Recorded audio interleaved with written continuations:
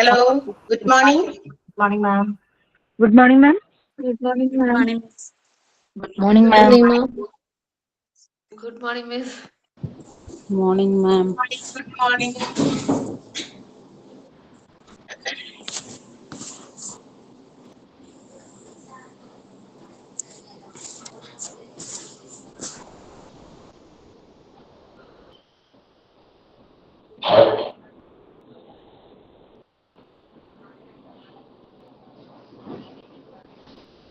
So, നമുക്ക് തുടങ്ങിയാലോ?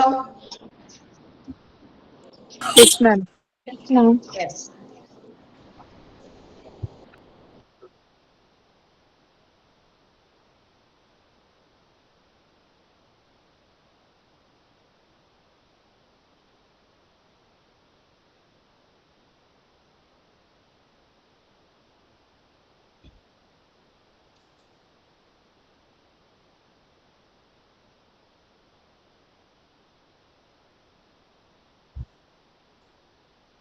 Yes. So, നമ്മള് ലാസ്റ്റ് ക്ലാസ്സിൽ ഓർഗനൈസേഷണൽ ബിഹേവിയറിന്റെ അപ്രോച്ചസ് ആണ് നമ്മൾ പഠിച്ചത്. അതിൽ കുറച്ച് സയന്റിഫിക് മാനേജ്മെന്റും അതുപോലെ തന്നെ ബ്യൂറോക്രാറ്റിക് മാനേജ്മെന്റും അതായത് ഹ്യൂമൻ ബിഹേവിയറിനെ കുറിച്ചിട്ട് നമ്മൾ കഴിഞ്ഞ ക്ലാസ്സിൽ പറഞ്ഞു. ബ്യൂറോക്രാറ്റിക് മാനേജ്മെന്റ് എന്ന് പറയുമ്പോൾ ഒരു ഹൈറാർക്കിക്കൽ മോഡലാണ്, ഒരു അതോറിറ്റി. അതായത് എന്താ പറയാ, സയന്റിഫിക് മാനേജ്മെന്റ് കൂടുതലും ഫോക്കസ് ചെയ്തത് ജോലിക്കാരെ കൊണ്ട് എന്താ പറയാ ടൈലർ ഉദ്ദേശിച്ചതാണ്. ടൈലർ ഉദ്ദേശിച്ചത് ഓരോ ഓർഗനൈസേഷനിലും അതിൽ ജോലി ചെയ്യുന്ന വർക്കേഴ്സ് അവരുടെ എഫിഷ്യൻസി അല്ലെ കൂട്ടാൻ വേണ്ടിയിട്ട് അവർക്ക് ഇൻസെന്റീവ്സ് കൊടുക്കണം. അതുപോലെ തന്നെ മോണിറ്ററി ഇൻസെന്റീവ്സ് കൊടുത്തു കഴിഞ്ഞാൽ നമുക്ക് ഔട്ട്പുട്ട് വർദ്ധിപ്പിക്കാം.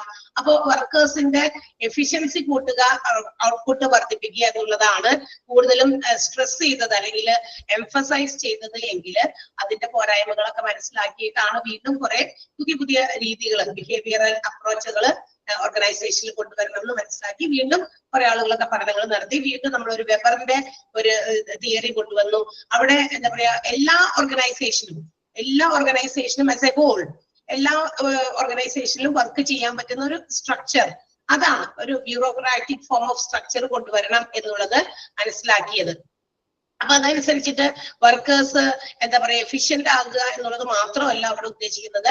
പക്ഷെ എല്ലാ രീതിയിലും എന്താ പറയാ അവർക്ക് ഇമ്പോർട്ടൻസ് ഏത് ഈ പറയുന്ന ഹ്യൂമൻ ബിഹേവിയറിന്റെ മാത്രം കാര്യമല്ല, അതല്ലാതെ എല്ലാം ഹ്യൂമന്റെ ഡയമെൻഷൻസ് ഒരുപാട് മറ്റ് അളവുകളും കാര്യങ്ങളും ഒക്കെ നമ്മൾ കൺസിഡർ ചെയ്താൽ മാത്രമാണ് ഇഫക്റ്റീവായിട്ട് നമ്മളുടെ എംപ്ലോയീസിനെ കൊണ്ട് ജോലി ചെയ്യിപ്പിക്കാൻ പറ്റുള്ളൂ എന്നുള്ള ഒരു പോയിന്റ് ഓഫ് വ്യൂവിലായിരുന്നു ബ്യൂറോക്രാറ്റിക് മാനേജ്മെന്റ് അവരുടേതായ ഒരു പഠനങ്ങൾ കൊണ്ടുവന്നത്.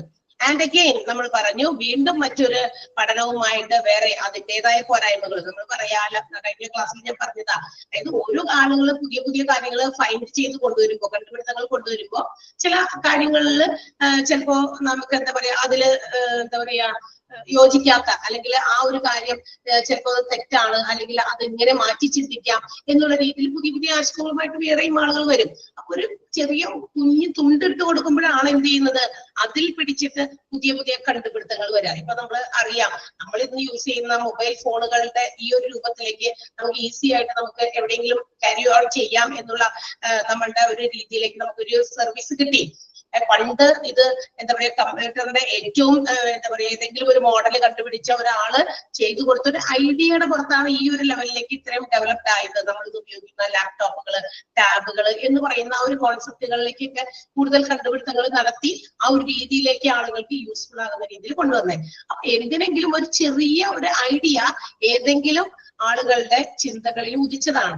അപ്പൊ അതനുസരിച്ച് അവർ ഡെവലപ്പ് ചെയ്യുന്നു, അവരുടേതായ പോരായ്മകൾ മനസ്സിലാക്കി മറ്റൊരാൾ അതിൽ കൂടുതൽ കുറച്ചും കൂടി നല്ല രീതിയിലുള്ള കണ്ടുപിടുത്തങ്ങൾ നടത്തുന്നു. അതുകൊണ്ടാണ് ഇങ്ങനെയുള്ള സ്റ്റഡീസ് വന്നത്. അപ്പൊ ഒരു ഹോത്തോൺ സ്റ്റഡിയും ഒരു ഹോത്തോൺ ഇഫക്റ്റ് കൂടി വീണ്ടും ബിഹേവിയറൽ അപ്രോച്ചിന് കൊണ്ടുവന്നിട്ടുണ്ട്. ടൈലർ വെബറൊക്കെ കൊണ്ടുവന്നിരിക്കുന്ന അവരുടെ ലോജിക്കൽ ആയിട്ടുള്ള അപ്രോച്ചസ്, അവരുടെ approaches was based on productivity. കൂടുതൽ എഫിഷ്യന്റ് ആയിട്ടുള്ള പ്രൊഡക്ടിവിറ്റിയാണ് അവർ കൂടുതൽ ഊന്നിയതെങ്കിൽ ഈ പറയുന്നതിലൊക്കെ കുറച്ച് കാര്യങ്ങളുണ്ട്. അതൊക്കെ ക്രിട്ടിസൈസ് ചെയ്തുകൊണ്ട് വീണ്ടും കുറെ ഫൈൻഡിങ്സ് നമ്മുടെ ഹോത്തോൺ അത് നടത്തിയത് എൽട്ടൺ മായോയാണ്. അവര് എന്താ പറയാ കുറെ ഹ്യൂമൻ ആസ്പെക്ട്സിനെ കുറിച്ച് പഠിച്ചു. അവര് അവിടുത്തെ ജോലിക്കാരുടെ വർക്കിംഗ് കണ്ടീഷൻസിനെ കുറിച്ചൊക്കെ ഒരുപാട് ഫൈൻഡിങ്സ് നടത്തി, അല്ലെങ്കിൽ ഒരുപാട് റിസർച്ചസ് നടത്തി.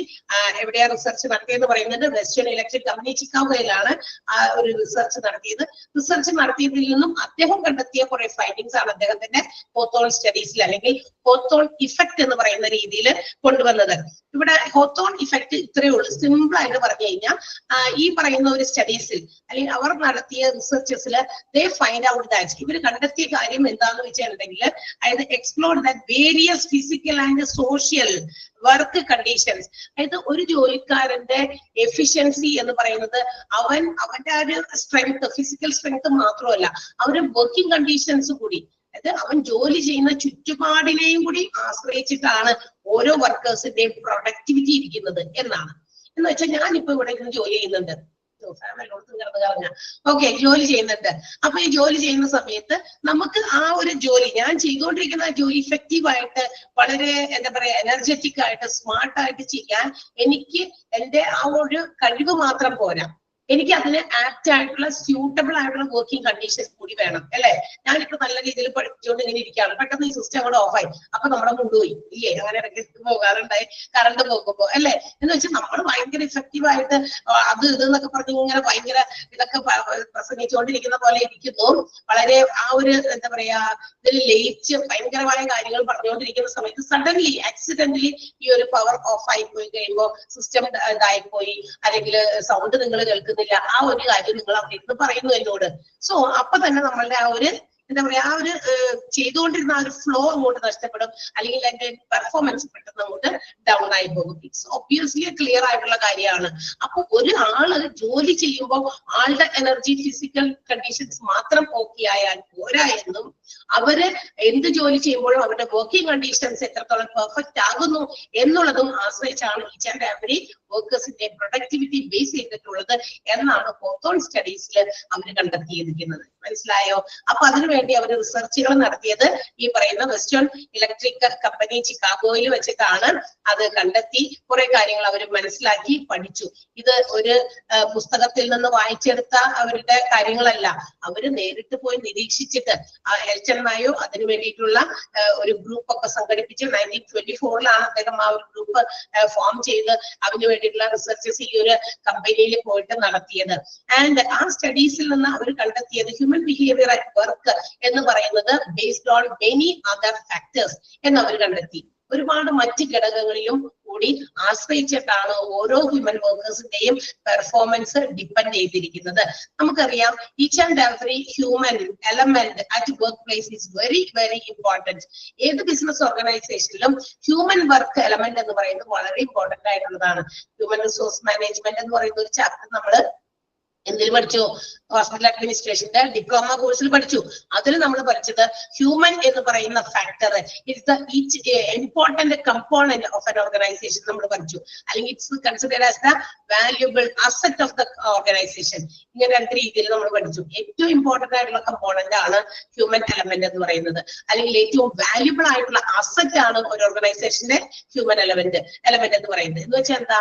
അവർ ജോലി ചെയ്യുക മാത്രമല്ല, അവരുടെ നോളജ്, സ്കില്ല്, ഇതൊക്കെ അവരുടെ ആ ഒരു വ്യക്തിയെ അസറ്റ് ആക്കി മാറ്റുകയാണ്.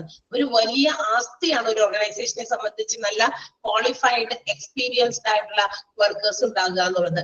അപ്പൊ അങ്ങനെ വരുമ്പോൾ അവര് വളരെ ഇമ്പോർട്ടന്റ് ആയിട്ട് നമ്മൾ കൺസിഡർ ചെയ്യണം. അങ്ങനെ കൺസിഡർ ചെയ്യുന്ന ഈ human element they are influenced by social factors and also they are influenced by the behavior of individual workers. നമ്മളോടൊപ്പം ജോലി ചെയ്യുന്നവരുടെ, അതുപോലെ തന്നെ നമ്മുടെ സാമൂഹ്യപരമായിട്ടുള്ള കാര്യങ്ങൾ, ഘടകങ്ങൾ, ഇതിനെയൊക്കെ ആശ്രയിച്ചാണ് ഓരോ വർക്കേഴ്സും ഉള്ളത്.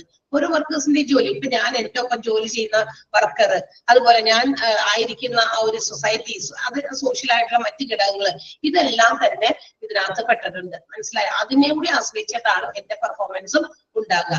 സോ അതുകൊണ്ട് ഈ പറയുന്ന കാര്യങ്ങൾ കൂടി കൺസിഡർ ചെയ്തിട്ടാണ് അവർ ഈ സ്റ്റഡീസ് നടത്തിയിരിക്കുന്നത്. ഹോത്തോൺ എന്ന് പറയുന്ന ഒരു സ്റ്റഡീസ് നടത്തി എൽറ്റൺ മായയുടെ നേതൃത്വത്തിൽ 1924.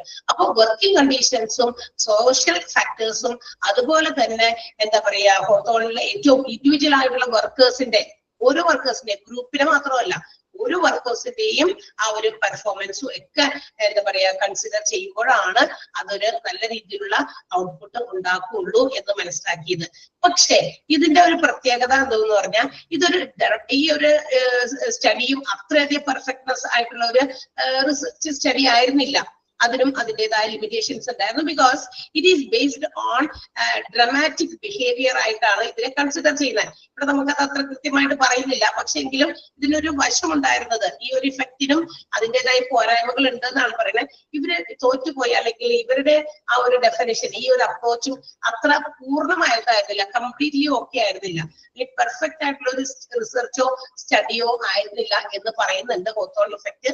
കാരണം നമുക്കറിയാം ഇവര് എന്താ പറയാ, നമ്മൾ ഒബ്സർവേഷൻ നടത്തുമ്പോൾ, അതായത് ഒരു ഗ്രൂപ്പ് ഓഫ് എംപ്ലോയീസിനെ when we are observing their performance, അവരെ പെർഫോം ചെയ്തുകൊണ്ടിരിക്കുന്ന സമയത്ത് നമ്മൾ ഒബ്സർവ് ചെയ്യുകയാണെങ്കിൽ അവർ നല്ല രീതിയിൽ അവരുടെ ആ ഒരു പെർഫോമൻസ് ലെവലിൽ മാറ്റങ്ങൾ വരും. പക്ഷേ if they are not supervised or monitored, അവരെ നമ്മൾ ശ്രദ്ധിക്കുന്നില്ല, സൂപ്പർവൈസ് ചെയ്യുന്നില്ല, ജോലികൾ ശരിയല്ലേ? നിങ്ങളൊന്ന് ആലോചിച്ച് നോക്കിയേ. ഓരോ ആളുകളും ഇപ്പൊ അവർക്ക് ഓരോ ഓർഗനൈസേഷനിൽ ജോലി കിട്ടുമ്പോൾ എംപ്ലോയീസിനെ കൃത്യമായിട്ട് അവര് മാനേജ്മെന്റ് മോണിറ്റർ ചെയ്യുന്നുണ്ട്, അല്ലെങ്കിൽ സൂപ്പർവൈസേഴ്സിനെ വെച്ചിട്ട് സൂപ്പർവൈസ് ചെയ്യിപ്പിക്കുന്നുണ്ട് എന്ന് നോക്കിക്കഴിഞ്ഞാൽ എന്ത് ചെയ്യും? എല്ലാവരും നല്ല ഇഫക്റ്റീവായിട്ട് വളരെ കൃത്യനിഷ്ഠയോടെ എല്ലാ കാര്യങ്ങളും ജോലികളൊക്കെ കൃത്യമായി ചെയ്യും. പക്ഷെ ഇത്തരം സൂപ്പർവൈസേഴ്സ് ഇല്ല, അല്ലെങ്കിൽ എന്താ പറയാ സൂപ്പർവൈസ് ചെയ്യുന്നില്ല, മോണിറ്റർ ചെയ്യുന്നില്ല എങ്കിൽ തീർച്ചയായിട്ടും അവിടെ ഇവിടെയൊക്കെ ചില ഗ്രൂപ്പ് ഓഫ് എംപ്ലോയീസിൽ ഉഴപ്പുകൾ ഉണ്ടാകാൻ സാധ്യത. അപ്പൊ അവരെ സൂപ്പർവൈസ് ചെയ്താൽ അവരുടെ ബിഹേവിയറൽ പാറ്റേണിൽ അവരുടെ പെർഫോമൻസിന് നമുക്ക് മാറ്റാൻ സാധിക്കും, അല്ലെങ്കിൽ ഇൻക്രീസ് ചെയ്യാൻ സാധിക്കും എന്നുള്ളതാണ് ഈ ഒരു റിസർച്ചിലൂടെ കണ്ടെത്തിയത്. അതങ്ങനെ നിരീക്ഷിക്കുമ്പോൾ ആ നിരീക്ഷണ വലയത്തിലാണ് എന്നറിയുമ്പോൾ അവര് ജോലി ചെയ്യും. മാനേജ്മെന്റ് വരുന്നുണ്ട്, അല്ലെങ്കിൽ അവർ വരുന്നുണ്ട്, അല്ലെങ്കിൽ ഇന്ന് അവർ മോണിറ്റർ ചെയ്യുന്നുണ്ട്, സൂപ്പർവൈസ് ചെയ്യുന്നുണ്ട്, so they will perform well, അവർ നല്ല രീതിയിൽ ജോലി ചെയ്യും എന്നുള്ള ഒരു അസംഷൻ കൂടി ഈ ഒരു സ്റ്റഡിക്ക് ഉണ്ടായിരുന്നു, ഹോത്തോൾ ഇഫക്റ്റിന്. മനസ്സിലായോ? ഇതാണ് മൊത്തത്തിൽ ഈ ഒരു സ്റ്റഡി, അല്ലെങ്കിൽ ഈ ഒരു റിസർച്ചിന്റെ പിന്നില്. മറ്റ് റിസർച്ചുകളുടെ പോരായ്മകൾ മനസ്സിലാക്കിയിട്ടാണ് ഇത്തരം ഒരു സ്റ്റഡി ആൽട്ടൺ മായോ ചെയ്തത് 1924 അദ്ദേഹത്തിന്റെ ഒരു ഗ്രൂപ്പുമായിട്ട്. പക്ഷെ കണ്ടെത്തിയ കാര്യങ്ങള് വർക്കേഴ്സിന്റെ എഫിഷ്യൻസി കൂട്ടാൻ, വർക്കേഴ്സിന്റെ എനർജിയോ ഫിസിക്കൽ കണ്ടീഷൻസോ മാത്രം നോക്കിയാൽ പോരാ, വർക്കിംഗ് കണ്ടീഷൻസ്, അവരുടെ വർക്ക് ചെയ്യാനുള്ള ചുറ്റുപാടുകളും അവർക്ക് വളരെ ഫേവറബിൾ ആയിരിക്കണം എന്നുള്ളതാണ് കണ്ടെത്തിയ ആ ഒരു ഫൈൻഡിങ്സ് എന്ന് പറയുന്നത്. ക്ലിയർ ആയോ? ഇത്രയാണ് ഈ ഒരു പാരഗ്രാഫുകളിൽ കൂടുതൽ പറയുന്നത്. ഇനി ഞാൻ പറയുന്ന കാര്യം ഒന്ന് അണ്ടർലൈൻ ചെയ്യാം. യെസ്, ഇത് അണ്ടർലൈൻ ചെയ്തിരുന്നോ? 1924 ആ കാര്യമൊക്കെ നിങ്ങൾ അണ്ടർലൈൻ ചെയ്താണോ? ഇൻ 1924 ആ ഒരു ഇതൊന്ന് അണ്ടർലൈൻ ചെയ്തേക്കണേ, സെന്റൻസ്. അത് കഴിഞ്ഞ ദിവസം ഞാൻ പറഞ്ഞതാ, വീണ്ടും കൂടി പറഞ്ഞു മാത്രം. യെസ്. ഇനി അടുത്തത് നിങ്ങൾ അണ്ടർലൈൻ ചെയ്യേണ്ടത് ഇതാണ്, ആ third പാരഗ്രാഫിലെ the human element in the workplace was considerably more important. And അത് കഴിഞ്ഞിട്ടുള്ളതും the workers are influenced by social factors and the behavior of the individual worker is resolved by the group. Hawthorne studies by the group ആണ് കേട്ടോ. Hawthorne studies അടുത്ത full stop കഴിഞ്ഞിട്ടുള്ള ഭാഗമാണ്. Full stop ഇടാൻ പറ്റുമെന്ന് തോന്നുന്നു. അവരുടെയും റിസർച്ചുകൾക്ക് ഒരുപാട് എന്താ പറയാ ഡ്രോബാക്സ് ഉണ്ടായിരുന്നു, അതുകൊണ്ട് അതിനെയും കുറെ പേരൊക്കെ ക്രിട്ടിസൈസ് ചെയ്തു എന്നാ പറഞ്ഞിരിക്കുന്നത്.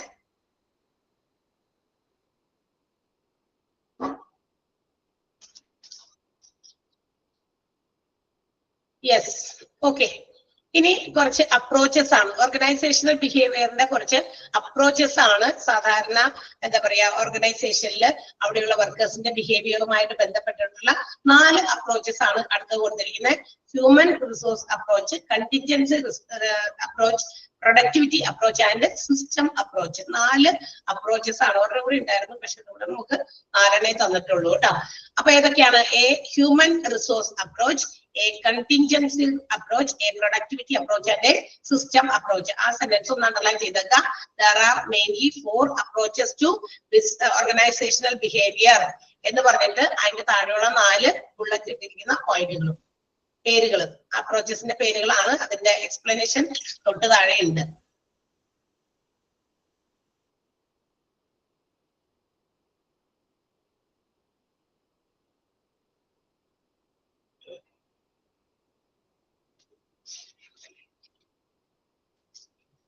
സിസ്റ്റം അപ്രോച്ച് കൂടി ഉണ്ട്. 4 കൂടെ ഞാൻ പറഞ്ഞ വേറൊരു എന്താ പറയാ ഒരു പോയിന്റ് കൂടി വേറെ ഉണ്ട്, പക്ഷെ നമുക്ക് ഇവിടെ തന്നിട്ടില്ല. അതാണ് ഞാൻ പറഞ്ഞ 5 അപ്രോച്ചസ് ഉണ്ട് ശരിക്കും. 4 നമുക്ക് ഇവിടെ പറഞ്ഞുള്ളൂ. 4 മതി. 4 ഉള്ളൂ നിങ്ങളുടെ കയ്യിൽ 5 ഉണ്ടാ? ഓക്കെ.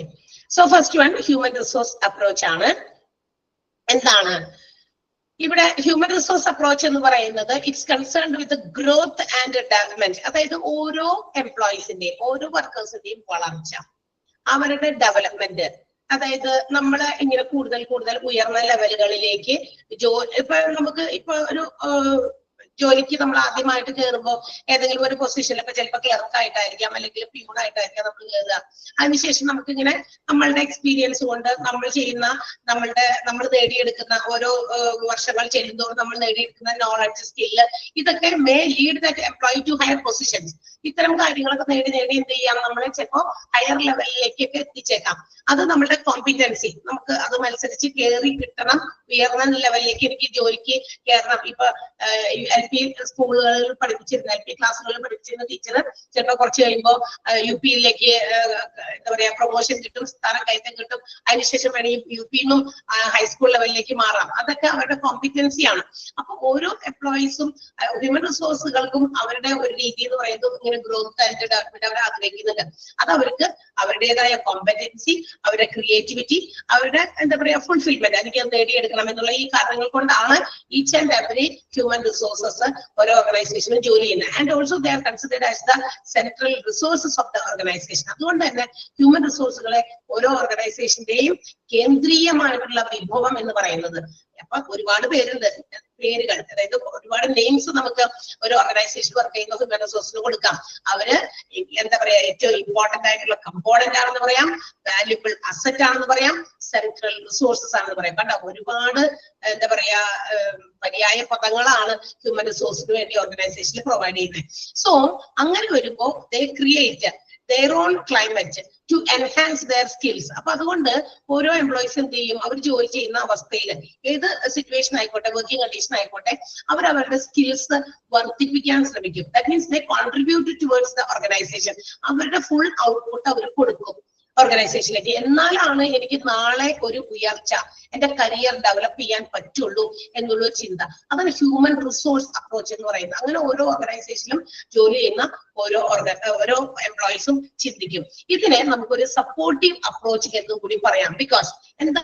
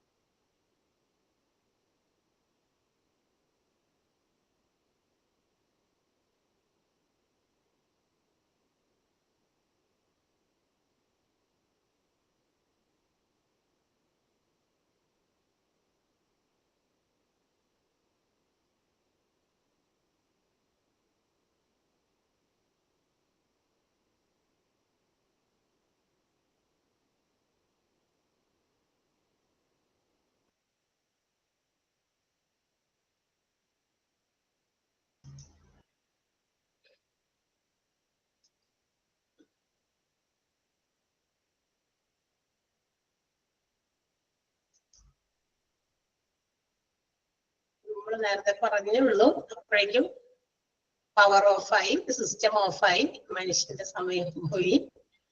ഓക്കെ, എന്താ സംഭവം ആണോ ഇവിടെ നടക്കണേ? ഹലോ, അവിടെ ഉണ്ടല്ലോ എല്ലാവരും? Yes, ma'am. ഇടയ്ക്ക് എന്തോ സംഭവിച്ചിട്ട് നമുക്കത് അവിടെ കംപ്ലൈന്റ് ചെയ്യേണ്ടി വരും.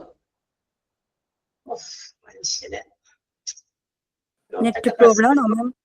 നെറ്റ് പ്രോബ്ലം അല്ലടാ, അതെ ഈ എന്താ പറയാ പവർ ഫെയിലിയർ വരുമ്പോ ഈ സിസ്റ്റം ഒറ്റയടിക്ക് ആക്സിഡന്റിൽ പെട്ടെന്ന് ഇവിടെ നിന്നുവാണ്. പെട്ടെന്ന് ഒരു എന്താ പറയാ ഒരു ഇതില്ല, ഒരു എന്താ പറയാ സൂചന ഒന്നുമില്ല നമുക്ക്. അല്ലെങ്കിൽ നമുക്ക് എന്തെങ്കിലും അതിനുള്ള പ്രിക്കോഷൻ എടുക്കാം. പക്ഷെ ഒരു മുന്നറിയിപ്പില്ലാതെ, അതന്നെ ഒരു മുന്നറിയിപ്പില്ലാണ്ട് ഞങ്ങള് പെട്ടെന്ന് അപ്പൊ തന്നെ നമ്മള് വിചാരിക്കുന്ന പോലെയല്ല, അപ്പൊ അതങ്ങനെ പെട്ടെന്ന് സ്റ്റോപ്പായി ഓഫായി, മൊത്തം സിസ്റ്റം ഓഫായി പോകും. അതാണ് പ്രശ്നം. എന്താണ് ഇങ്ങനെ സംഭവിക്കുന്നത്, എന്താ സംഭവിക്കണമെന്ന് നമുക്ക് വലിയ പിടുത്തമില്ല. ഇൻവെർട്ടർ ഉണ്ട്, പക്ഷെ എന്നിട്ട് ഇത് തന്നെ ഓണായി വരും.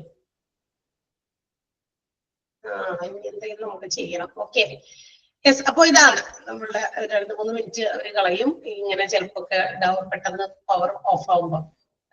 റെക്കോർഡാണോ? ഓക്കെ, റെക്കോർഡാണ്. യെസ്. അപ്പൊ ഹ്യൂമൻ റിസോഴ്സ് അപ്രോച്ചിൽ ഇതാണ്. അപ്പൊ ഹ്യൂമൻ റിസോഴ്സസിന് പ്രാധാന്യം നൽകുന്നുണ്ട്. സെൻട്രൽ റിസോഴ്സ് ആണ് ഒരു ഓർഗനൈസേഷനിലെ. അവരായിരിക്കുന്ന ആ ഒരു പൊസിഷനിൽ ദേ ഡിസയർ ഗ്രോത്ത് ആൻഡ് ഡെവലപ്മെന്റ്, അതായത് towards achievement of their higher levels. അവരുടെ കൂടുതൽ ഉയർന്ന ലെവലിലേക്ക് എത്താൻ വേണ്ടിയിട്ട് അവരുടെ ആ ഒരു ഗ്രോത്ത് ഡെവലപ്മെന്റ് ആഗ്രഹിക്കുന്ന എംപ്ലോയീസ് അവർക്ക് ഉള്ള ഒരു കാര്യങ്ങൾ, അവരുടെ ആ ജോലി ചെയ്യാൻ വേണ്ടിയിട്ടുള്ള അവരുടെ ഒരു കോമ്പിറ്റൻസി, ക്രിയേറ്റിവിറ്റി, ഫുൾഫിൽമെന്റ്, ഇതെല്ലാം ഉപയോഗിച്ച് അവരവരുടെ ജോലി ചെയ്യുന്നു. So they are considered as the central resources in an organisation. അപ്പൊ ഇതിനു വേണ്ടിയിട്ട് എംപ്ലോയീസ് എല്ലാവരും തന്നെ അവരുടെ സ്കിൽസ് അതനുസരിച്ച് അവരുടെ സ്കില്ല് ഡെവലപ്പ് ചെയ്യണം. ഓക്കെ, അതായത് വന്നന്ന് ഞാൻ എങ്ങനെയാണോ ജോലി ചെയ്യുന്നത് അതേ രീതിയിൽ തന്നെ ഇപ്പോഴും ആയിരുന്നാൽ പറ്റില്ല. ഞാൻ അച്ചീവ് ചെയ്യാൻ ആഗ്രഹിക്കുന്ന ആ ഒരു റോൾ, ഇവിടെ ഇന്ന സ്ഥലത്ത് ഈ ഒരു പദവിയിലേക്ക് എനിക്ക് എത്തണം എന്ന് ഓരോ എംപ്ലോയീസിന്റെ ഉള്ളിലുണ്ടെങ്കിൽ they have to improve their skills day by day or year by year. ഒരു വർഷം ചെല്ലുന്തോറും become more and more അല്ലെ ബെറ്റർ. നമ്മൾ എംപ്ലോയീസിന്റെ പെർഫോമൻസ് ഓരോ ദിവസം ചെല്ലുന്തോറും, ഓരോ ആഴ്ചകൾ ചെല്ലുന്തോറും, വർഷങ്ങൾ ചെല്ലുന്തോറും കൂടി വരും. ഒരു ബെറ്റർ ആയിക്കൊണ്ടിരിക്കും. അപ്പൊ അവരുടെ they can develop their skills.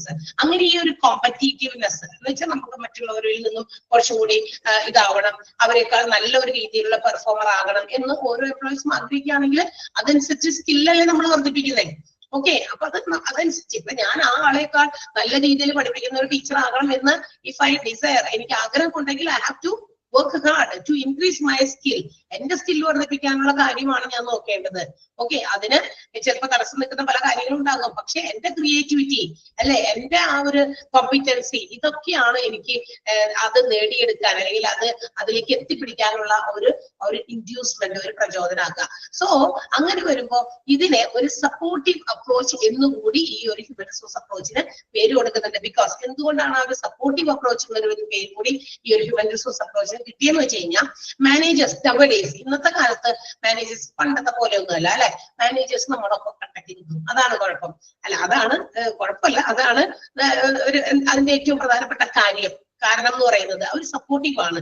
അതായത് they can control the employees, they can give support to the employees for their growth and also their performance. നമ്മുടെ ഗ്രോത്ത്, നമ്മളെ വളർത്താൻ മാനേജേഴ്സ് എംപ്ലോയീസിനെ അവരുടെ പെർഫോമൻസിനെ വളർത്താൻ സാധിച്ചാൽ, അവരെ സപ്പോർട്ട് ചെയ്താലാണ് എന്ത് ചെയ്യാൻ പറ്റുള്ളൂ, ഓർഗനൈസേഷന് നല്ല ഔട്ട്പുട്ട് ഉണ്ടാക്കാൻ പറ്റുള്ളൂ.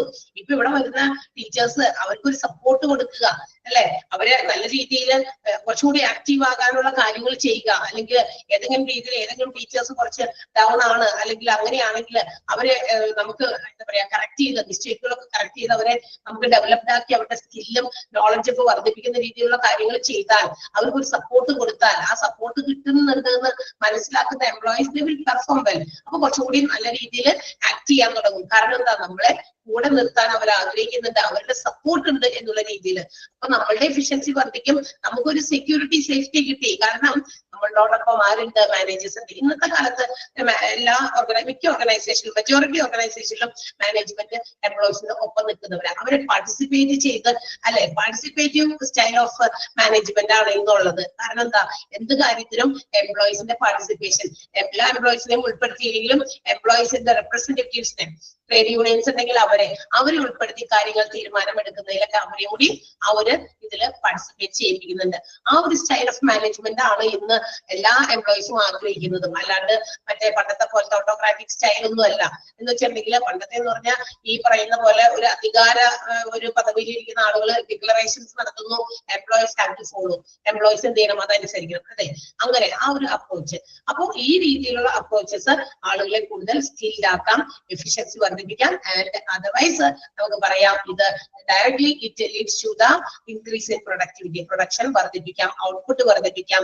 ഔട്ട്പുട്ട് നമുക്ക് വിചാരിച്ചതിലും കൂടുതലാക്കാൻ പറ്റും. അതാണ് ഹ്യൂമൻ റിസോഴ്സ് അപ്രോച്ച് എന്ന് പറയുന്നത്. ക്ലിയർ ആയോ? ഫസ്റ്റ് അപ്രോച്ച് മനസ്സിലായോ? ഹ്യൂമൻ റിസോഴ്സ് അപ്രോച്ച് മനസ്സിലായല്ലോ? യെസ്, ഒന്ന് അണ്ടർലൈൻ ചെയ്യണേ സെന്റൻസ്. ഫസ്റ്റ് സെന്റൻസ് വളരെ ഇമ്പോർട്ടന്റ് ആണ്. അത് central resources in any organisation എന്ന് പറയുന്ന ആ ഒരു സെന്റൻസ് എൻഡ് ചെയ്യുന്നിടത്ത് വരെ ഒന്ന് അണ്ടർലൈൻ ചെയ്യാം. ഇനി അതിനുശേഷം അതിന്റെ ലാസ്റ്റ് സെന്റൻസ് ദിസ് അപ്രോച്ച്, ഈ ദിസുമായിട്ട് അവിടെ ഹ്യൂമൻ റിസോഴ്സ് അപ്രോച്ച് എന്ന് നമ്മൾ ചേർത്ത് വായിക്കണം. Human resource approach is also known as supportive approach because the manager's primary role changes from control of employees to active support of their growth and performance. അതുവരെ ഇതിനെ supportive approach എന്നുകൂടി പറയുന്നുണ്ട്. കാരണം ഇന്നത്തെ കാലത്ത് എംപ്ലോയീസ് എന്താ പറയാ, എംപ്ലോയീസിനെ കൺട്രോൾ ചെയ്യുക എന്നുള്ളതല്ല മാനേജ്മെന്റ് കൂടുതൽ കോൺസെൻട്രേറ്റ് ചെയ്യുക, പകരം അവരെ സപ്പോർട്ട് ചെയ്യുക, അവരുടെ ഗ്രോത്ത്, അവരുടെ പെർഫോമൻസ് വർദ്ധിപ്പിക്കാനുള്ള സപ്പോർട്ട് കൊടുക്കുക എന്നുള്ളതാണ്. അത് തിരുത്തണം. അതായത് പണ്ട് ഒരു എന്താ പറയാ അടിച്ചമർത്തപ്പെട്ട വിഭാഗമായിരുന്നു എംപ്ലോയീസ്. ഇന്ന് അത് മാറി, ഇന്ന് ആ ലെവല് മാറി. പകരം അവരെ സപ്പോർട്ട് ചെയ്യുക, അവരുടെ വളർച്ചയ്ക്കും അവരുടെ പെർഫോമൻസിനും വേണ്ടിയ സപ്പോർട്ട് മാനേജ്മെന്റ് പ്രൊവൈഡ് ചെയ്യുക എന്ന രീതിയിലേക്ക് മാറി. അതാണ് ഉദ്ദേശിച്ചത്. ആ രണ്ട് സെന്റൻസിന്റെ അർത്ഥം മനസ്സിലായി? രണ്ട് സെന്റൻസും അണ്ടർലൈൻ ചെയ്തോ? ഈ അണ്ടർലൈൻ ചെയ്യുന്ന സെന്റൻസിന്റെ മീനിങ് ഞാൻ വീണ്ടും ഒന്നുകൂടി എടുത്ത് പറയുന്നുണ്ട്. ബിക്കോസ് അത് നിങ്ങൾ അർത്ഥം മനസ്സിലാക്കി പഠിക്കട്ടെ എന്ന് വിചാരിച്ചിട്ടാണ്. ബാക്കിയുള്ള സെന്റൻസിന്റെ ഒന്നും നമ്മളിങ്ങനെ മൊത്തത്തിൽ പറഞ്ഞു പോകുന്നുള്ളൂ. അണ്ടർലൈൻ ചെയ്യുന്നത് നിങ്ങൾക്ക് ക്ലിയർ ആകണം. അതിന് വേണ്ടിയിട്ടാണ് ഞാൻ അതിന്റെ മീനിങ് അണ്ടർലൈൻ ചെയ്തിട്ട് ഒന്നുകൂടി പറയുന്നത്. And the second one is contingency approach ആണ്. കണ്ടിൻജൻസി അപ്രോച്ച് എന്ന് പറയുന്നത് ഇതും എന്താ പറയാ ഓർഗനൈസേഷണൽ ബിഹേവിയറിന്റെ ഒരു അപ്രോച്ച് തന്നെയാണ്. ഈ ഓർഗനൈസേഷൻ ബിഹേവിയർ എന്ന് പറയുന്നത് ഓർഗനൈസേഷനിലെ എംപ്ലോയീസിന്റെ ബിഹേവിയർ ആണ്. ഇതെന്ന് പറയുന്നത് different circumstances or different practices. പണ്ട് ഉണ്ടായിരുന്ന ട്രഡീഷണൽ ആയിട്ടുള്ള അപ്രോച്ചസിനേക്കാൾ ഉപരി വേറെ കുറെ പ്രാക്ടീസസ്, കുറെ ഡിഫറെന്റ് ആയിട്ടുള്ള ചില ഇഫക്റ്റീവ് ആയിട്ടുള്ള ചില കാര്യങ്ങൾ കൊണ്ടുവന്നു കഴിഞ്ഞാൽ എല്ലാ സിറ്റുവേഷൻസിനെയും നമുക്ക് പരിഹരിക്കാൻ പറ്റുന്ന ചില കാര്യങ്ങൾ നടത്താൻ പറ്റും എന്നുള്ളതാണ് ഈ കണ്ടിൻജൻസി അപ്രോച്ച് കൊണ്ട് ഉദ്ദേശിക്കുന്നത്. എന്ന് വെച്ചിട്ടുണ്ടെങ്കിൽ ഇപ്പൊ ഹ്യൂമൻ ബിഹേവിയറിനെ കുറിച്ച് പഠിക്കുന്നു, അല്ലെങ്കിൽ ഹ്യൂമൻ ബിഹേവിയർ എന്ന് പറയുന്നത് തന്നെ പഠിക്കാൻ ഇച്ചിരി ബുദ്ധിമുട്ടാണ്, കോംപ്ലക്സ് നേച്ചർ ആണ്. ബിക്കോസ് മനുഷ്യന്മാരുടെ നേച്ചർ തന്നെ ഡിഫറെന്റ് ആണ്. ഒരാളുടെ നേച്ചർ സ്വഭാവ രീതിയല്ല വേറൊരാളുടെ. അപ്പൊ അതിനെ കുറിച്ച് പഠിക്കുക എന്നുള്ളത് അതിനേക്കാൾ ശ്രമകരമായ ഒരു കാര്യമാണ്, അല്ലെ? ഒരു ഡിഫിക്കൽട്ട് ടാസ്ക് ആണ്, ഭയങ്കര കോംപ്ലക്സ് നേച്ചർ ഉള്ള ഒരു ടാസ്ക് ആണ്. അങ്ങനെ വരുമ്പോ നമ്മൾ പണ്ടത്തെ വല്ല ട്രഡീഷണൽ ആയിട്ടുള്ള രീതിയൊക്കെ അവലംബിച്ചുകൊണ്ടിരുന്നു കഴിഞ്ഞാൽ പറ്റൂല. അതിനേക്കാൾ നല്ലത് ഒരു ഇഫക്റ്റീവ് ആയിട്ടുള്ള ചില behavioural practices which can be solve for all situations. ഏത് സിറ്റുവേഷനെയും പരിഹരിക്കാൻ പറ്റുന്ന രീതിയിലുള്ള ചില ബിഹേവിയറൽ പ്രാക്ടീസസ് ഓർഗനൈസേഷനിൽ കൊണ്ടുവരിക എന്നുള്ളതാണ് ഈ കണ്ടിൻജൻസി അപ്രോച്ച് കൊണ്ട് ഉദ്ദേശിക്കുന്നത്. അപ്പൊ അതിനു വേണ്ടിയിട്ട് എന്ത് ചെയ്യണം? ഓരോ സിറ്റുവേഷനെയും, എന്തെങ്കിലും ഓർഗനൈസേഷനിൽ നടക്കാൻ സാധ്യതയുള്ള ഓരോ കാര്യങ്ങളെയും നമ്മൾ കൃത്യമായിട്ട് അനലൈസ് ചെയ്യണം. അതിന് എന്താ പറയാ, ആ അനലൈസ് ചെയ്യുമ്പോൾ അതിന് എക്സിസ്റ്റിംഗ് ആയിട്ടുള്ള വേരിയബിൾസ് എന്ന് വെച്ചാൽ എന്ത് കാര്യത്തെ കുറിച്ചാണ് വേരിയബിൾസ് എന്ന് പറയുമ്പോൾ നമ്മൾ എന്തിനെ കുറിച്ചാണോ പഠിക്കുന്നത് അതിനെയാണ് ആ വേരിയബിൾ എന്ന് വിളിക്കുക. നമ്മുടെ ഓർഗനൈസേഷനിലെ വർക്കിംഗ് കണ്ടീഷൻസിനെ കുറിച്ച്, അതായത് വർക്കേഴ്സിന്റെ വർക്കിംഗ് കണ്ടീഷനെ കുറിച്ച് ആണ് പഠിക്കുന്നത്. സോ ആ വർക്കിംഗ് കണ്ടീഷൻ ആണ് അവരുടെ ആ വേരിയബിൾ. മനസ്സിലായോ? അപ്പൊ ഏത് വേരിയബിളിനെ കുറിച്ചിട്ടാണോ നമ്മൾ പഠിക്കുന്നത് അതിന് നമ്മൾ ഇമ്പോർട്ടൻസ് കൊടുത്ത് അതനുസരിച്ച് നമ്മൾ അനലൈസ് ചെയ്യണം. എന്താണ് അത് ആ വർക്കിംഗ് കണ്ടീഷൻസ് കുറച്ചുകൂടി കൂടുതൽ ഇഫക്റ്റീവ് ആക്കാൻ വാട്ട് ക്യാൻ വി ഡു, നമുക്ക് എന്ത് ചെയ്യാൻ പറ്റും. ഇത്രയും ഈ ഒരു എന്താ പറയാ ജോലി ചെയ്യുന്ന ചുറ്റുപാടൊക്കെ കുറച്ചൊന്ന് മാറ്റണം, എന്നാലേ വർക്കേഴ്സിന് നല്ല രീതിയിൽ പെർഫോം ചെയ്യാൻ പറ്റുള്ളൂ. അപ്പൊ നമ്മൾ അവർക്ക് സൗകര്യപ്രദമായ രീതിയിലുള്ള വർക്കിംഗ് സിറ്റുവേഷൻ പ്രൊവൈഡ് ചെയ്യണം. ഭയങ്കര ചൂടുള്ള കാലാവസ്ഥ, ഒരു ഫാൻ പോലും ഇല്ല, ജോലി നിങ്ങൾ ചെയ്തോ, ഞങ്ങൾക്ക് അതിന്റെ റിസൾട്ടാ മതി എന്ന് മാനേജ്മെന്റ് കടമ്പിടുത്തം പിടിക്കാൻ പറ്റുമോ? പറ്റില്ല. They have to provide suitable apt working conditions. അവർക്ക് ആ ചൂടത്തിരുന്ന് ജോലി ചെയ്യാൻ പറ്റില്ല. കറക്റ്റ് ആയിട്ടുള്ള വെട്ടവും വെളിച്ചമുള്ള സ്ഥലം കൊടുക്കണം, അല്ലെങ്കിൽ നല്ല രീതിയിൽ അവർക്കത് ചെയ്യാൻ പറ്റണം, അല്ലെ? അപ്പൊ ആ രീതിയിലേക്ക് ആളുകളെ പെർഫോം ചെയ്യിപ്പിക്കാൻ, നല്ല രീതിയിൽ എനിക്ക് ജോലി ചെയ്യണമെങ്കിൽ എനിക്ക് അതിനനുസരിച്ചുള്ള സിറ്റുവേഷൻസ്, ടൂൾസ്, എക്യുപ്മെന്റ്സ്, അതുപോലെ തന്നെ ഫേവറബിൾ സർക്കംസ്റ്റാൻസസ്, അനുകൂലമായ സാഹചര്യങ്ങളും ഒരുക്കി തരണം. എന്നാലേ എനിക്ക് എന്റെ പെർഫോമൻസ് കംപ്ലീറ്റ്ലി പുറത്തേക്ക് എടുക്കാൻ പറ്റുള്ളൂ. അപ്പൊ അതിന് വേണ്ടിയിട്ടുള്ള ചില things have to be established. അതിനുള്ള കാര്യങ്ങൾ നമ്മൾ എന്ത് ചെയ്യണം? അനലൈസ് ചെയ്ത് പഠിച്ച് അത് ഇഫക്റ്റീവ് ആക്കി കൊണ്ടുവരാൻ എന്ത് ചെയ്യുക? പ്രാക്ടീസസ് കൊണ്ടുവരിക. ഓക്കെ, അപ്പൊ ഈ പറയുന്ന ഒരു അപ്രോച്ചിലൂടെ ഇത് എന്താ പറയാ, അവര് എന്താ പറയാ നേരത്തെ കൂട്ടി അത് തീരുമാനിക്കണം. അപ്പൊ ആക്ഷൻ എടുക്കുന്നതിന് മുമ്പ് തന്നെ പ്രയോർ ടു ആക്ഷൻ ആണ്. They have to study and evaluate and also analyse each situation prior to action. നമ്മൾ ഇത് ആക്ട് ചെയ്യുന്നതിന് മുമ്പ്, ജോലിക്കാരെ കൂടി ജോലി ചെയ്യിപ്പിക്കുന്നതിന് മുമ്പ് ഈ പറയുന്ന ചുറ്റുപാടും സാഹചര്യങ്ങളൊക്കെ വർക്കേഴ്സിന് ജോലി ചെയ്യാൻ ഉതകുന്നതാണോ എന്ന് മുൻകൂട്ടി തീരുമാനിക്കലാണ് അവിടെ നടക്കുന്നത്. മനസ്സിലായോ? ആ തീരുമാനം എടുക്കുന്നു, അതനുസരിച്ച് കൃത്യമായിട്ട് അത് പ്രാവർത്തികമാക്കുന്നു. അതാണ് കണ്ടിൻജൻസി അപ്രോച്ച് എന്ന് പറയുന്നത്. അപ്പൊ ആ പറയുന്ന ആളുകളെ കുറിച്ചിട്ട്, ഓർഗനൈസേഷന്റെ മറ്റു കാര്യങ്ങളെല്ലാം കുറിച്ചിട്ടും ഒരു അറിവും ഉണ്ടായിരിക്കും. എന്തൊക്കെയാണ് അവിടുത്തെ സിറ്റുവേഷൻ, ഏത് സാഹചര്യമാണ് വർക്കേഴ്സിനുള്ളത്, ഇതൊക്കെ പഠിക്കുക, മനസ്സിലാക്കുക, അതനുസരിച്ച് ചേഞ്ചസ് കൊണ്ടുവരിക. Then the employees can perform best. അവർക്ക് നല്ല രീതിയിൽ അവർക്ക് പെർഫോം ചെയ്യാനായിട്ട് ആ ഒരു സാഹചര്യം ഒരുക്കി കൊടുക്കുക എന്നുള്ളതാണ് കണ്ടിൻജൻസി അപ്രോച്ച് എന്നതുകൊണ്ട് ഉദ്ദേശിക്കുന്നത്. ക്ലിയർ ആയോ? മനസ്സിലായോ? ഒന്ന് വായിച്ചു നോക്കിയ, വേഗം വായിച്ചു നോക്കുക, എന്നിട്ട് ഞാൻ അണ്ടർലൈൻ ചെയ്യാൻ പറയുന്നുള്ളൂ.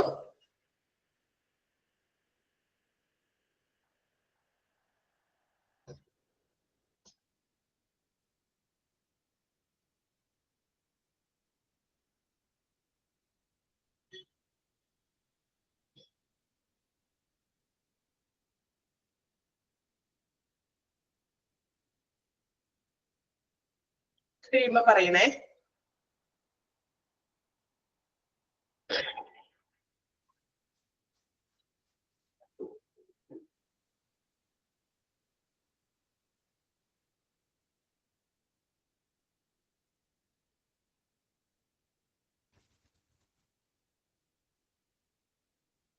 കഴിഞ്ഞോ?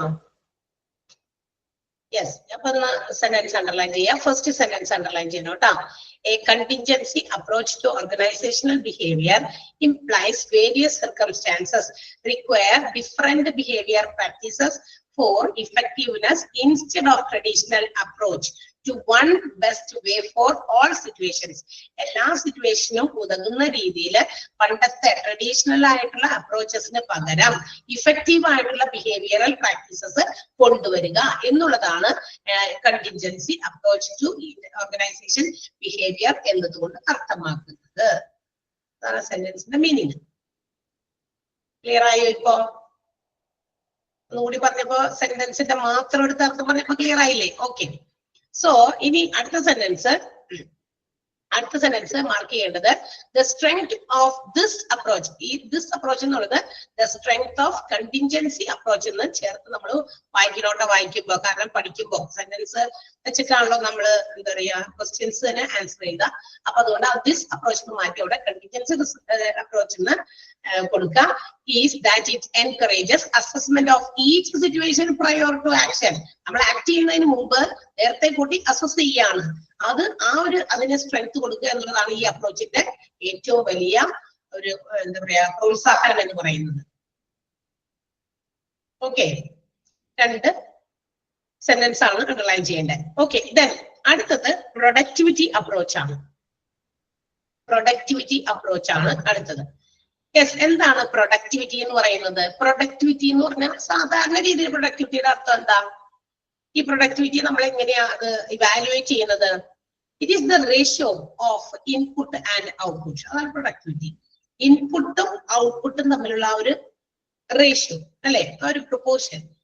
നമ്മൾ എത്രയാണോ ഇൻപുട്ട് കൊടുക്കുന്നത് അതിനനുസരിച്ചുള്ള ഔട്ട്പുട്ട് അല്ലെ, അത് ഏതാണ് ആ റേഷ്യോ? അതിനെയാണ് നമ്മൾ പ്രൊഡക്ടിവിറ്റി അല്ലെങ്കിൽ ഉത്പാദനക്ഷമത എന്ന് വിളിക്കുക.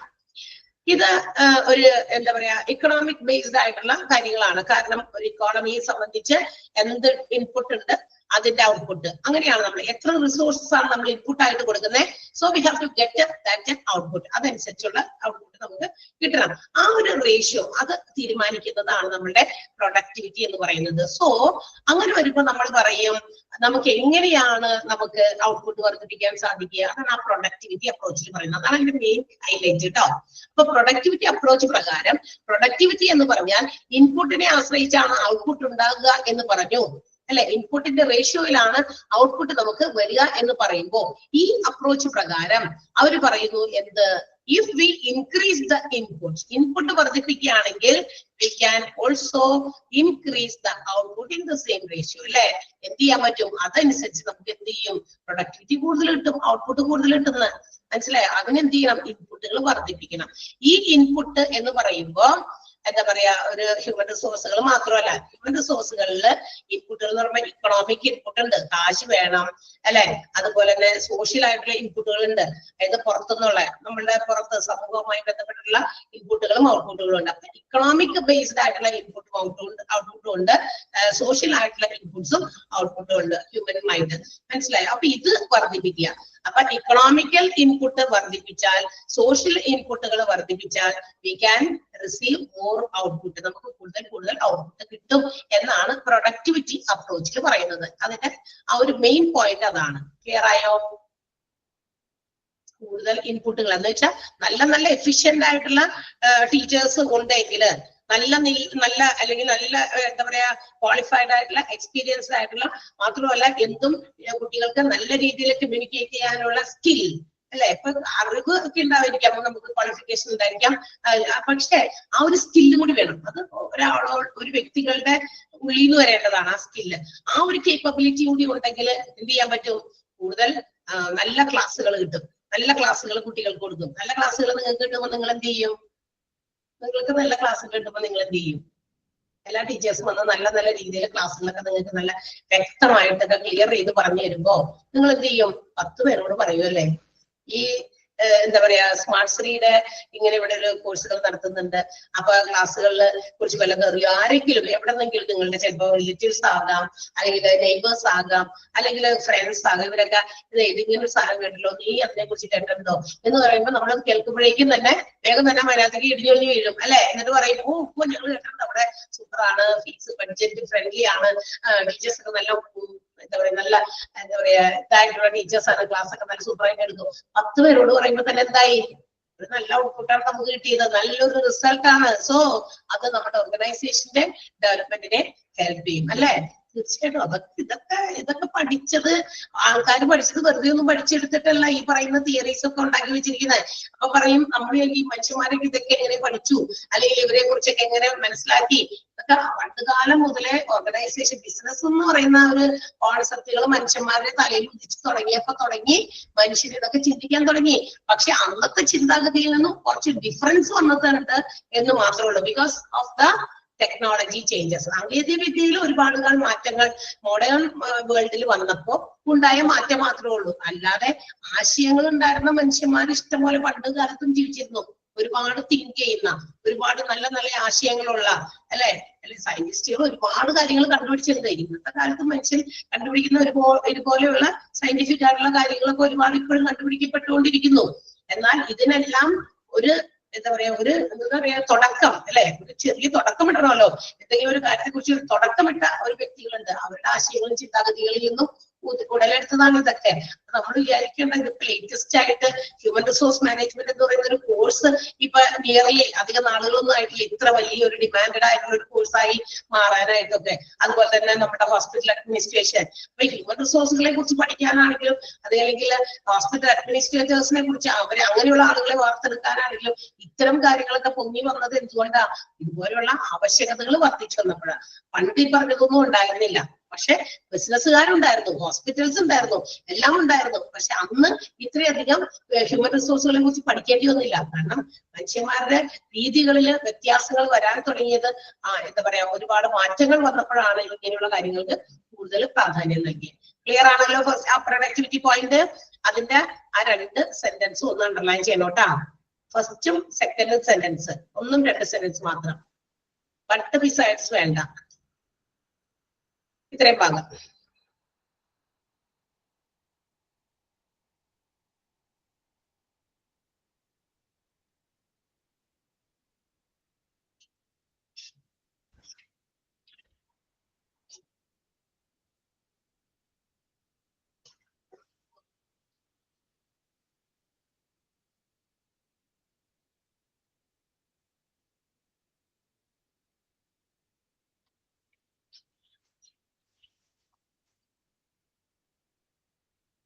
Yes, next one and the last one system approach ആണ്. 4ാമത്തെ അപ്രോച്ച് എന്ന് പറയുന്നത് സിസ്റ്റം അപ്രോച്ച് ആണ്.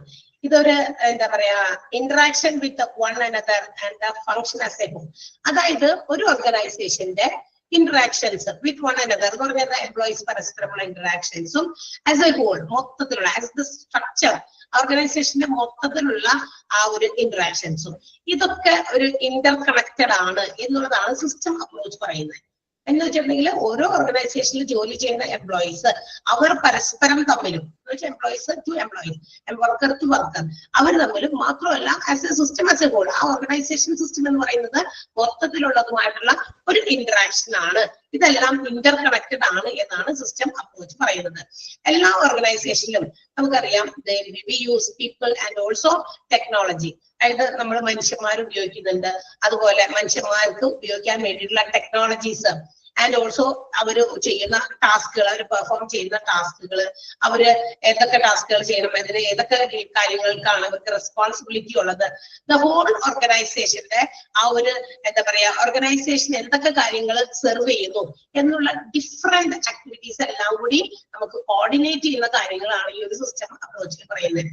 എന്നുവെച്ചാൽ ഒരു ഓർഗനൈസേഷനിൽ എംപ്ലോയീസ് വർക്ക് ചെയ്യുന്നുണ്ട്, അവരുടെ പെർഫോമൻസ് ഉണ്ട് and also they uses different technologies, പല രീതിയിലുള്ള സാങ്കേതികപരമായിട്ടുള്ള കാര്യങ്ങൾ ഉപയോഗിക്കുന്നുണ്ട്. ഓർഗനൈസേഷന്റെ സ്ട്രക്ചർ എന്ന് വെച്ചാൽ അതിന്റെ ഘടന, അതിന്റെ എംപ്ലോയീസ്, മാനേജ്മെന്റ്, ഏതൊക്കെ ലെവലിലുള്ള മാനേജ്മെന്റുകളാണുള്ളത്, ഇതെല്ലാം. പിന്നെ ആൻഡ് ഓൾസോ ദെയർ സർവീസ്, അവർ പ്രൊവൈഡ് ചെയ്യുന്ന സേവനങ്ങൾ, ഡിഫറെന്റ് ആക്ടിവിറ്റീസ്, ഇതെല്ലാം ഓർഗനൈസ് ചെയ്യുക എന്നുള്ളതാണ് സിസ്റ്റം അപ്രോച്ച് കോൺസെൻട്രേറ്റ് ചെയ്തിരിക്കുന്നത്. എന്ന് വെച്ചാൽ ഇതെല്ലാം ഇന്റർഡിപെൻഡന്റ് ആണ് ഈ എലമെന്റുകളെല്ലാം എന്നാണ് പറയുന്നത്. ഇന്റർഡിപെൻഡന്റ് എന്ന് പറഞ്ഞാൽ എന്താ? പരസ്പരം ആശ്രിതമാണ്. അതായത് പീപ്പിൾ മാത്രമായാൽ നമുക്ക് ഓർഗനൈസേഷനെ നല്ല രീതിയിൽ മുന്നോട്ട് കൊണ്ടുപോകാൻ പറ്റുമോ? മനുഷ്യന്മാർ കുറെ ഉണ്ട്, പക്ഷെ ടെക്നോളജീസ് ഇല്ല, പലതരത്തിലുള്ള പുതിയ മെഷീൻസ് ഇല്ല, പറ്റില്ല അല്ലെ? ടെക്നോളജി എല്ലാം ഉണ്ട്, എല്ലാം വെൽ എക്യുപ്ഡ് ആയിട്ടുള്ള എല്ലാ മെഷീനറീസ് കൊണ്ട് ഇൻസ്റ്റാൾ ചെയ്തിട്ടുണ്ട്. പക്ഷേ if there are no people to run these machines, ഇത്തരം മെഷീൻസ് റൺ ചെയ്യാനുള്ള സ്കിൽഡ് ആയിട്ടുള്ള ആളുകളില്ലെങ്കിലോ then also it will not function well, അല്ലെ? അപ്പോഴും ഓർഗനൈസേഷൻ കൃത്യമായി ഫങ്ഷൻ ചെയ്യില്ല. അപ്പൊ ഒരുപാട് ഡിഫറെന്റ് എലമെന്റുകൾ എല്ലാം തന്നെ ഇന്റർഡിപെൻഡന്റ് ആയിട്ട് കണക്റ്റഡ് ആണ്. ഒരു കോർത്തിണങ്ങിയ ഒരു ചങ്ങല പോലെയാണെന്ന്. ഇത് കൃത്യമായിട്ട് ഫങ്ഷൻ ചെയ്യുമ്പോൾ ആസ് ഓർഗനൈസേഷന്റെ സ്ട്രക്ചർ എന്ത് ചെയ്യാൻ പറ്റുള്ളൂ? കൃത്യമായിട്ട് പ്രവർത്തിക്കുള്ളൂ എന്നാണ് പറയുന്നത്. അപ്പൊ ഒരു organisation in order to function effectively, organisation നല്ല രീതിയിൽ ഇഫക്റ്റീവായിട്ട് പ്രവർത്തിക്കണമെങ്കിൽ ഓർഗനൈസേഷനിൽ ഈ പറയുന്ന എല്ലാം എന്ത് ചെയ്യണം? കണക്റ്റഡ് ആയിരിക്കണം. സോ അതിന് അവർ പറയുന്നത് എന്താ പറയാ, ഒരു interaction within the organisation up to its border എന്നാ പറഞ്ഞേക്കണേ. എന്ന് വെച്ചാൽ അതിന്റെ ബോർഡർ വരെ, എന്ന് വെച്ചാൽ ഒരു ഓർഗനൈസേഷന്റെ ബോർഡർ എന്ന് പറയുമ്പോൾ ആ ബോർഡറിന്റെ അപ്പുറത്തായിട്ടുള്ളത് സോഷ്യൽ ആയിട്ടുള്ള സാമൂഹ്യപരമായിട്ടുള്ള ഫാക്ടേഴ്സ് ഉണ്ട്, ഇക്കണോമിക്കൽ ആയിട്ടുള്ള ഫാക്ടേഴ്സ് ഉണ്ട്, പൊളിറ്റിക്കൽ ആയിട്ടുള്ള ഫാക്ടേഴ്സ് ഉണ്ട്. അതായത് ആ ഓർഗനൈസേഷന് നിലനിൽക്കാൻ ഓപ്പറേറ്റ് ചെയ്യാൻ, പ്രവർത്തിക്കാൻ സഹായിക്കുന്ന അല്ലെങ്കിൽ അതിന് ഹെൽപ്ഫുൾ ആകുന്ന രീതിയിലുള്ള ഒരുപാട് ഘടകങ്ങൾ ഓർഗനൈസേഷനകത്ത് മാത്രമല്ല ഉള്ളത്, അതിന്റെ വരമ്പത്തുണ്ട്. വരമ്പത്ത് എന്ന് പറഞ്ഞാൽ അതിന്റെ അതിർത്തിയിലുണ്ട്. സോഷ്യൽ, സാമൂഹ്യം. നമുക്ക് അറിയാം, ഒരു ഓർഗനൈസേഷൻ നിലനിൽക്കണമെങ്കിൽ സമൂഹം വേണം, വേണ്ടേ? പബ്ലിക് വേണ്ടേ? അവിടുന്ന് സാധനങ്ങളൊക്കെ വാങ്ങിക്കാനുള്ള ആൾക്കാർ വേണോ? അത് പൊതുജനങ്ങളാണ്, സോഷ്യലാണ്, സോഷ്യൽ ഫാക്ടേഴ്സ് ആണല്ലോ. അവർ ഡിമാൻഡ് ചെയ്യണം ആ സാധനങ്ങൾ. എന്നാലേ അവരത് വാങ്ങിച്ചാലേ ഓർഗനൈസേഷൻ വളരുള്ളൂ. അല്ലാണ്ട് വെറുതെ കുറെ സാധനങ്ങളുമായിട്ട് ഓർഗനൈസേഷൻ അല്ലെങ്കിൽ ബിസിനസ് നടത്തി അവിടെ കുറെ സാധനങ്ങൾ കൊണ്ടുവച്ച് അവിടെ കുറെ വെല്ലക്കിട്ടായിട്ടുള്ള മെഷീനറീസ് ഇൻസ്റ്റാൾ ചെയ്തു, അത് ഇങ്ങനെ നടത്തിക്കൊണ്ടിരുന്നു കഴിഞ്ഞാൽ അതൊന്നും വാങ്ങിക്കാനോ അല്ലെങ്കിൽ അവിടെ നിന്ന് കയറി ഇറങ്ങി പോകാനുള്ള കസ്റ്റമേഴ്സോ ഇല്ലെങ്കിലും എന്ത് സംഭവിക്കും? സോഷ്യൽ ഫാക്ടേഴ്സ് ഉണ്ട്. അതുപോലെ തന്നെ കൾച്ചറൽ, ഇക്കണോമിക്കൽ, സാമ്പത്തികപരമായിട്ടുള്ള, അതായത് എന്താ പറയാ, കൺട്രിയില് സാമ്പത്തികപരമായിട്ടുള്ള ഉയർച്ച താഴ്ചകൾ, ഇൻഫ്ലേഷൻ, ഡീഫ്ലേഷൻ ഒക്കെ സംഭവിക്കുമ്പോൾ it also affects the business organisation. തീർച്ചയായിട്ടും അത് ബിസിനസ് ഓർഗനൈസേഷനെ ബാധിക്കും. ഇൻഫ്ലേഷൻ, ഡീഫ്ലേഷൻ എന്നൊക്കെ കേട്ടിട്ടുണ്ടോ? ഇൻഫ്ലേഷൻ, ഡീഫ്ലേഷൻ എന്നൊക്കെ കേട്ടിട്ടുണ്ടോ നിങ്ങള്?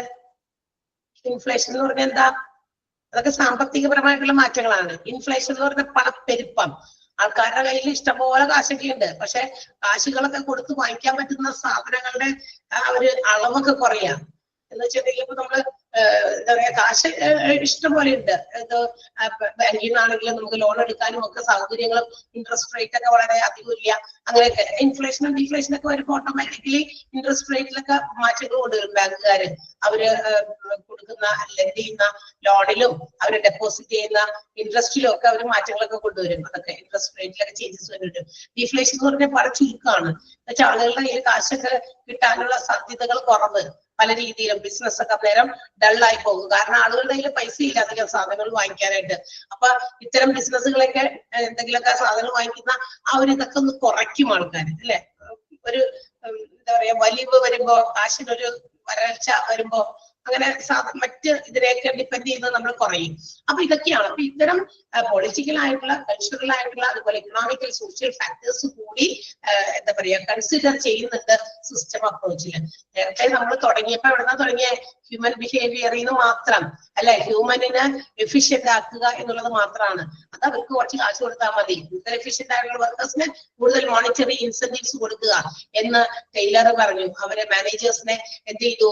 വാൺ ചെയ്തു, അല്ലെങ്കിൽ അവരോട് പറഞ്ഞു, അവരോട് സജസ്റ്റ് ചെയ്തു, നിങ്ങൾ കൂടുതൽ ഇൻസെന്റീവ്സ് കൊടുക്കും, കൂടുതൽ എംപ്ലോയീസിനെ നമുക്ക് എഫിഷ്യന്റ് ആക്കി എടുക്കാം എന്ന് പറഞ്ഞു, അല്ലെ? അവിടെ നിന്ന് തുടങ്ങിയ കോൺസെപ്റ്റ് ഇപ്പൊ എവിടെ നിൽക്കുന്നു?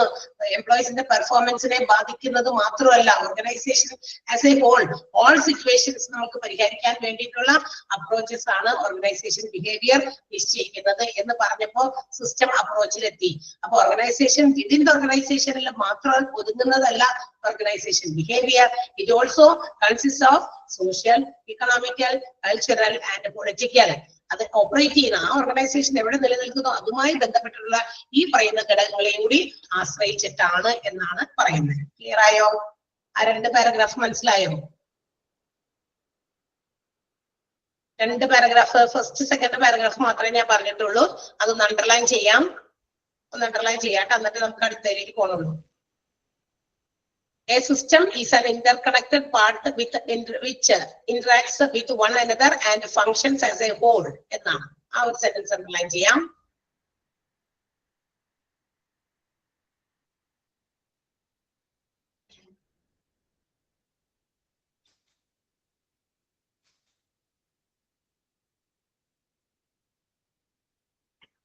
അത് കഴിഞ്ഞിട്ട് the key aspect of the system. Another key അല്ല, another വേണ്ട, key aspect of the system. System approach ആണ് ഉദ്ദേശിക്കുന്നത്. അവിടെ നിന്ന് തുടങ്ങി which they operate വരെ അണ്ടർലൈൻ ചെയ്യാം. which they operate.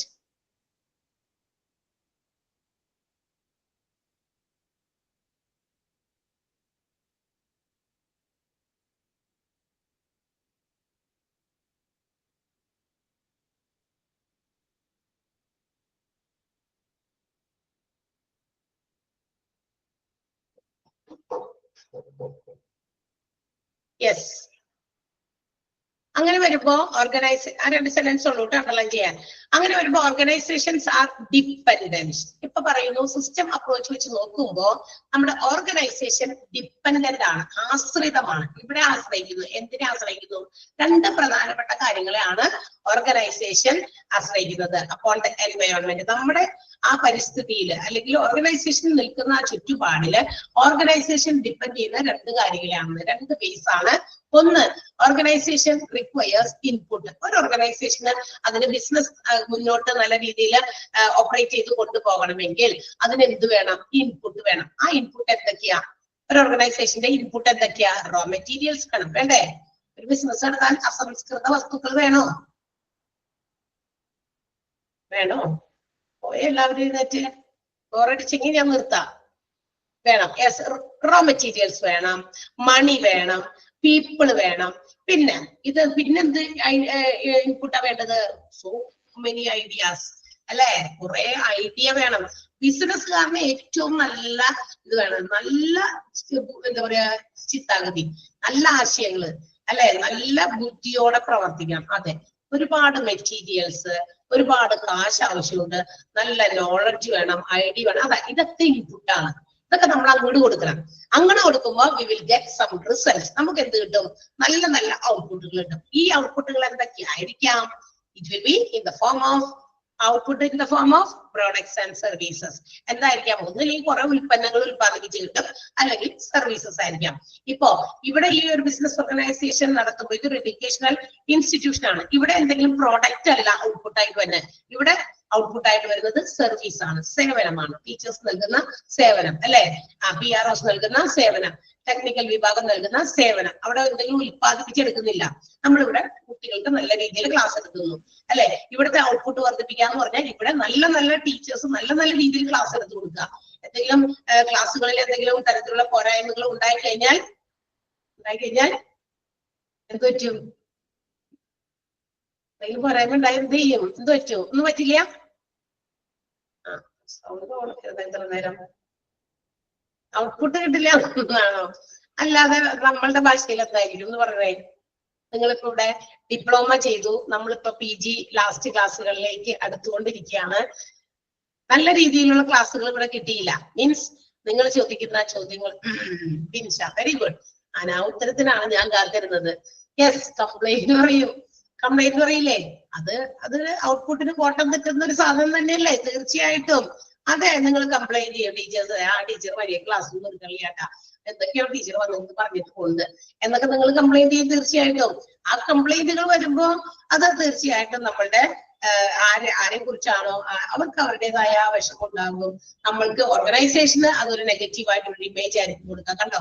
അപ്പൊ ആ ക്ലാസ്സുകൾക്ക് പോരായ്മകളുണ്ട്, ലിമിറ്റേഷൻസ് ഉണ്ട്, ഇതൊക്കെ ഓക്കെ. അപ്പൊ നമ്മളുടെ ഇൻപുട്ടുകള്, ആ കൊടുക്കുന്ന ഇൻപുട്ടുകളിൽ നിന്ന് നമ്മൾ ഉണ്ടാക്കിയെടുക്കുന്ന ഔട്ട്പുട്ടുകൾ, മനസ്സിലായല്ലോ? ആ ഔട്ട്പുട്ടാണ് എന്ത്? പ്രോഡക്റ്റുകളും സർവീസുകളും. ഇപ്പൊ മറ്റേതെങ്കിലും വസ്തുക്കൾ ഉൽപ്പാദിപ്പിക്കുന്ന ഓർഗനൈസേഷൻ ആണെങ്കിൽ അവിടെ പ്രോഡക്റ്റ് ആയിട്ടായിരിക്കും വരിക. ഇപ്പൊ എന്തെങ്കിലും എന്താ പറയാ ഒരു ഡ്രസ് മെറ്റീരിയൽസ്, ടെക്സ്റ്റൈൽ ഷോപ്പ്, അല്ലെങ്കിൽ ഒരു എന്താ പറയാ ഫുഡ് വെയർ ഷോപ്പ്, അവിടെ ചെരുപ്പ് അതിന്റെ റോ മെറ്റീരിയൽസ് ഒക്കെ കൊണ്ടുവന്ന് ചെരുപ്പ്, ബാഗ് ഇതൊക്കെ ഉണ്ടാക്കിയിട്ട് അത് ഫിനിഷ്ഡ് ഗുഡ്സ് ആയിട്ട് അവിടെ കൊണ്ടുവന്ന് എന്താ പറയാ ഷോപ്പിൽ കൊണ്ടുവന്നിട്ട് ഡിസ്പ്ലേ ചെയ്യുന്നു, ആളുകൾ അതൊക്കെ വാങ്ങിക്കുന്നു. അത് അവിടുത്തെ പ്രോഡക്റ്റ്. അത് പ്രോഡക്റ്റ് ആണ് അവരവിടെ ഔട്ട്പുട്ടായിട്ട് വരുന്നത്. ഇൻപുട്ടായിട്ട് വരുന്നത് അവരുടെ ഇപ്പൊ റബ്ബറോ അല്ലെങ്കിൽ അങ്ങനത്തെ മെറ്റീരിയൽസോ അതൊക്കെ റോ മെറ്റീരിയൽസ് ആണ്. അത് കൊണ്ടുവന്നിട്ട് അതിനെ ഷേപ്പ് ചെയ്തോ അതിനെ പ്രോസസ് ചെയ്തോ എന്തെങ്കിലും ചെരുപ്പും മറ്റു കാര്യങ്ങൾ ബാഗ്സ് ഒക്കെ ആക്കി കൺവേർട്ട് ചെയ്തു, ഫിനിഷ്ഡ് ഗുഡ്സ് ആക്കി മാറ്റി. അത് പ്രോഡക്റ്റുകളാകാം. അതല്ലെങ്കിൽ ഇവിടെ ഈ ഓർഗനൈസേഷനിൽ ഇവിടെ ഉൽപ്പാദിപ്പിക്കപ്പെടുന്ന ആ ഒരു ഇതെന്ന് പറയുന്നത് സർവീസ് ആണ്. അപ്പൊ രണ്ട് കാര്യങ്ങളാണ് എൻവയോൺമെന്റിൽ ഓർഗനൈസേഷൻ ഡിപ്പെൻഡബിൾ ആകുന്നത്. ഓരോ ഓർഗനൈസേഷനും ഈ രണ്ട് കാര്യങ്ങളിലും ഡിപ്പെൻഡബിൾ ആണ്. ഏതൊക്കെ കാര്യമാണ്? ഒന്ന് ഇൻപുട്ട്. ഇൻപുട്ട് എന്ന് പറയുമ്പോൾ റോ മെറ്റീരിയൽസ്, പീപ്പിള്, മണി, ഐഡിയാസ്, അതുപോലെ തന്നെ എക്യുപ്മെന്റ്സ് ഒക്കെ അങ്ങനെ കുറെ ഉണ്ട്. ഓക്കെ, ഇതൊക്കെ ഇൻപുട്ട്. ഈ ഇൻപുട്ടൊക്കെ കൊടുത്ത് നമ്മൾ നല്ലൊരു റിസൾട്ട് ഉണ്ടാക്കിയെടുക്കുന്നു. That is in the form of output. അത് ഔട്ട്പുട്ടാണ്. ആ ഔട്ട്പുട്ട് പ്രൊഡക്റ്റ് ആകാം, സർവീസ് ആകാം, സേവനമാകാം, എന്തെങ്കിലും ഉൽപ്പന്നാകാം. ഇത് എങ്ങനെയാണ്? ഈ കാര്യങ്ങളാണ് ഈ പറയുന്ന സിസ്റ്റം ഓർഗനൈസേഷനിലെ സിസ്റ്റം ബേസ്ഡ് അപ്രോച്ചില് പറയുന്നത്. ക്ലിയർ ആയോ? ആ കുഞ്ഞു പാരഗ്രാഫ് മനസ്സിലായോ? ഈ ഒരു കുഞ്ഞു പാരഗ്രാഫും ഒരു ടേബിളും ഉണ്ട്. അത് ഞാൻ ഇനി എടുക്കുന്നില്ല. ബിക്കോസ് ഒന്നാമത് നിങ്ങളത് കേട്ട് എനിക്ക് തോന്നുന്നത് തലമരവിച്ചോ എന്തൊക്കെയോ പോലെ തോന്നുന്നു. പിന്നെ മാത്രമല്ല എനിക്കൊരു ക്ലാസ് കൂടി ഇവിടെ ഇനി അടുത്ത ആഴ്ചയിൽ വരും. അത് കഴിയുമ്പോഴേക്കും ചിലപ്പോ പിന്നെ വേണ്ടി വരില്ലായിരിക്കും. അപ്പൊ ആ സമയത്തേക്ക് ഇഞ്ചിരി എന്തെങ്കിലുമൊക്കെ ഇരുന്ന് ഇതുപോലെ തന്നെ 1 മണിക്കൂർ പറയണ്ടേ. അപ്പൊ അല്ലെങ്കിൽ ഞാൻ ഇവിടെ ഇരുന്ന് ഇങ്ങനെ ഇതായിരിക്കും വെറുതെ ഇരുന്നേ. അപ്പൊ അതുകൊണ്ട് അപ്പോഴത്തേക്ക് വേണ്ടി വെക്കാം. നമുക്ക് ഇവിടെ വെച്ച് നിർത്താം. ഒന്ന് അണ്ടർലൈൻ ചെയ്തേക്കാം. ഓർഗനൈസേഷൻസ് ആർ ഡിപ്പെൻഡ് ആ ഒരു ഇത് തുടങ്ങിയില്ലേ ഇവിടെ വരെ. പ്രൊഡക്ട്സ് ഓർ സർവീസസ് സെക്കൻഡലി എന്ന് പറഞ്ഞ് വേണ്ട ഇവിടെ വരെ ഒന്ന് അണ്ടർലൈൻ ചെയ്തേക്കാം കേട്ടോ.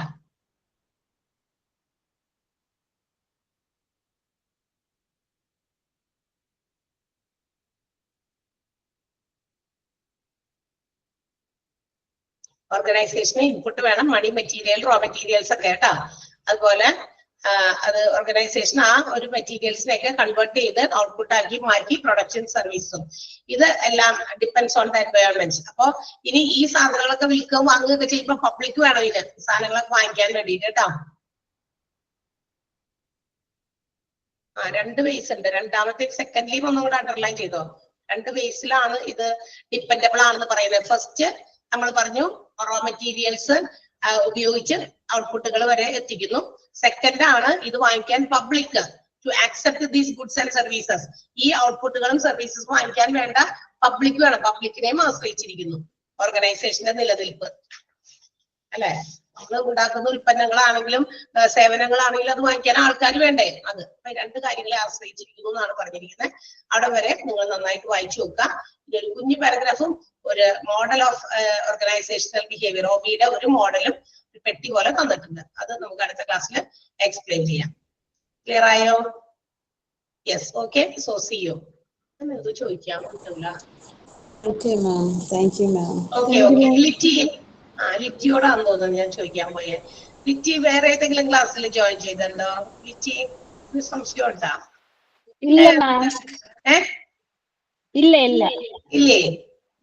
ഞാനേ എന്തോ വേറെ ക്ലാസ്സിൽ ആ പേര് കണ്ടതുപോലെ തോന്നി. അതുകൊണ്ടാണ്